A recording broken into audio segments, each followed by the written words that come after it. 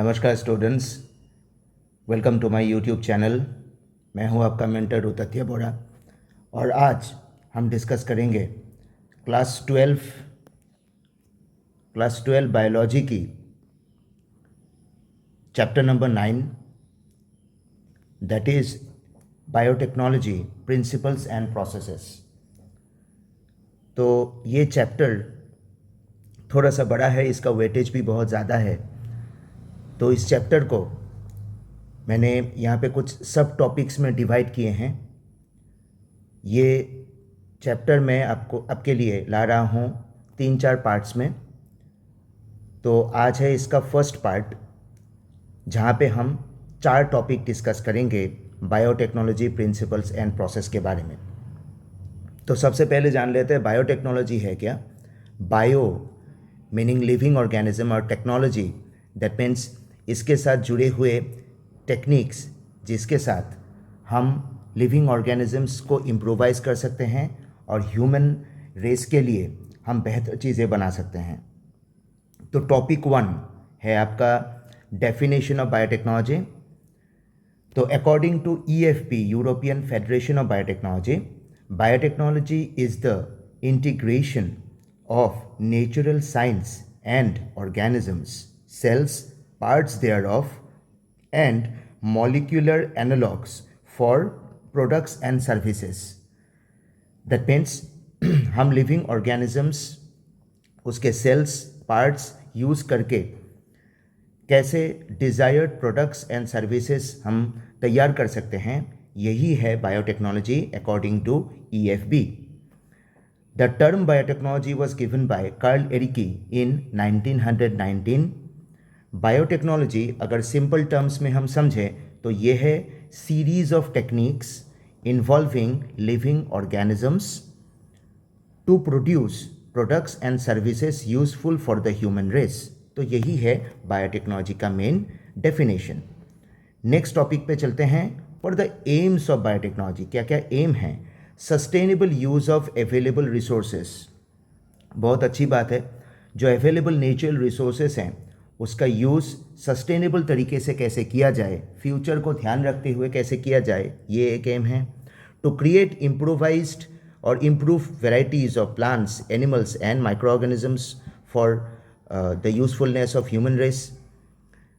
Improve techniques for disease diagnosis, treatment, surgery etcetera, जो medical field में काम में आएगा। और better ways of waste treatment, ये वेस्ट ट्रीटमेंट बहुत ही इम्पॉर्टेंट चीज़ है मॉडर्न एज में। एक चैप्टर है माइक्रोब्स इन ह्यूमन वेलफेयर, उसमें हम वेस्ट वाटर ट्रीटमेंट के बारे में पढ़ेंगे। तो ये है आपके एम्स ऑफ बायोटेक्नोलॉजी, जो हमें बायोटेक्नोलॉजी क्यों हमें यूज़ करना है इसके बारे में बोला गया है।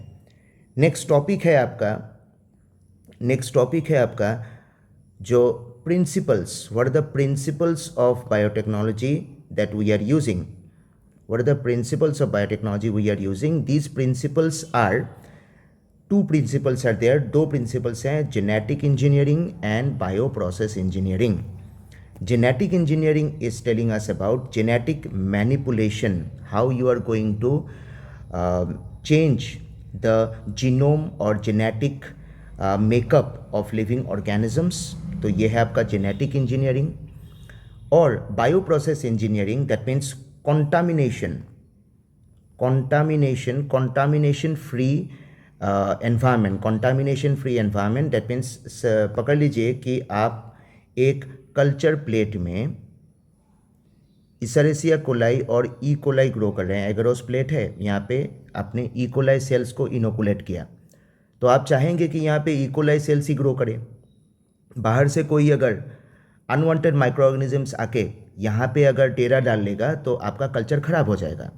तो यही है आपका कंटामिनेशन फ्री एनवायरनमेंट मेंटेन करना बहुत ज़रूरी है, जिसको बोला गया है बायो प्रोसेस इंजीनियरिंग। तो ये है आपके प्रिंसिपल्स। तो क्या क्या पढ़ लिया, डेफिनेशन पढ़ लिया, एम्स पढ़ लिया, उसके बाद प्रिंसिपल्स ऑफ बायोटेक्नोलॉजी हम लोगों ने जाना, genetic engineering and bio process engineering. Next जो टॉपिक है ये आपके पूरे बायोटेक्नोलॉजी प्रोसेस का आधार है, मेन बेस है। ये है आपका रिकॉम्बिनेंट डीएनए टेक्नोलॉजी और आरडीएनए टेक्नोलॉजी, जिसके स्टेप्स के बारे में हम ऐसे डायग्रामेटिक वे में पढ़ सकते हैं। तो सबसे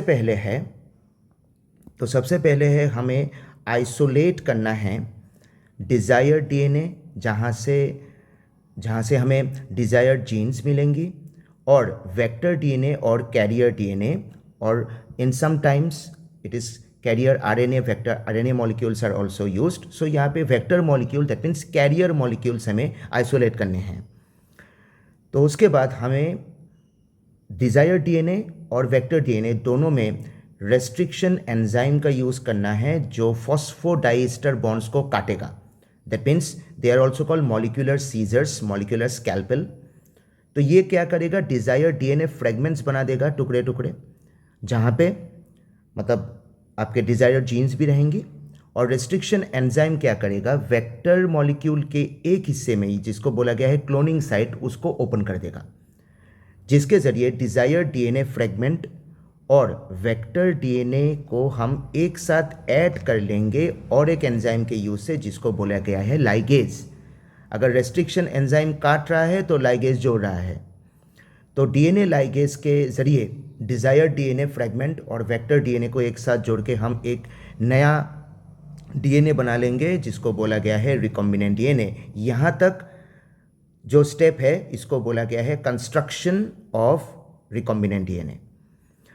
उसके बाद हमें इस रिकॉम्बिनेंट डीएनए का एम्प्लीफिकेशन करना है, उसके नंबर्स बढ़ाने हैं, जो हमें पीसीआर टेक्नोलॉजी के ज़रिए मिलेगा, पॉलीमरेज चेन रिएक्शन। उसके बाद जो भी आपके रिकॉम्बिनेंट डीएनए हैं उसको आप ट्रांसफॉर्मेशन प्रोसेस के ज़रिए it will be inserted into the host cell के अंदर देना है। Host cell microbial bacterial host cell भी हो सकता है, प्लांट्स भी हो सकता है, एनिमल्स भी हो सकता है, एनिमल सेल्स भी हो सकता है। तो होस्ट सेल डिफरेंट हो सकते हैं, लेकिन आपको रिकॉम्बिनेंट डीएनए आपके डिज़ायर्ड होस्ट सेल में देना पड़ेगा, जिसको हम बोलेंगे जीन ट्रांसफ़र।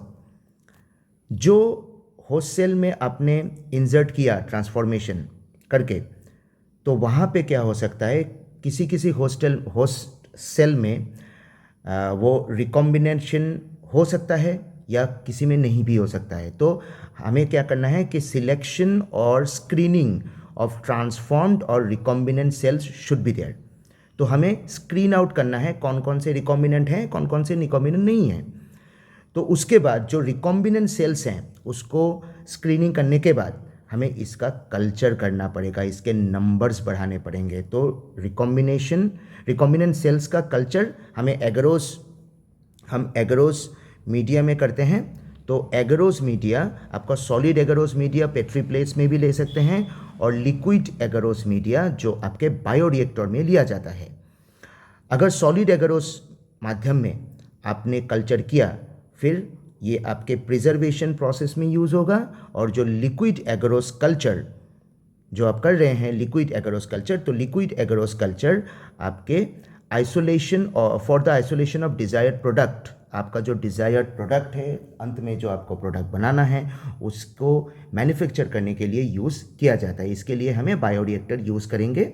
और बायोरिएक्टर एक डिफरेंट टॉपिक्स बना के मैंने बना के रखा है, नेक्स्ट क्लास में मैं आपको समझा दूंगा।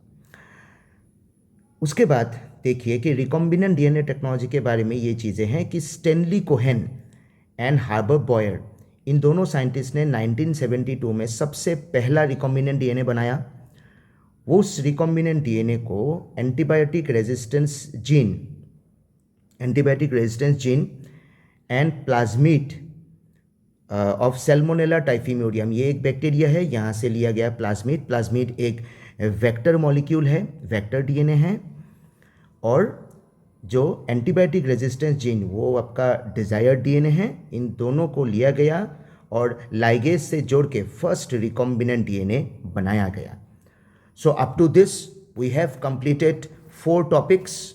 कौन कौन से टॉपिक हैं? डेफिनेशन हो गया, EAB और जितने भी डेफिनेशन हैं बायोटेक्नोलॉजी के, हमने बात समझी कि बायोटेक्नोलॉजी क्या है।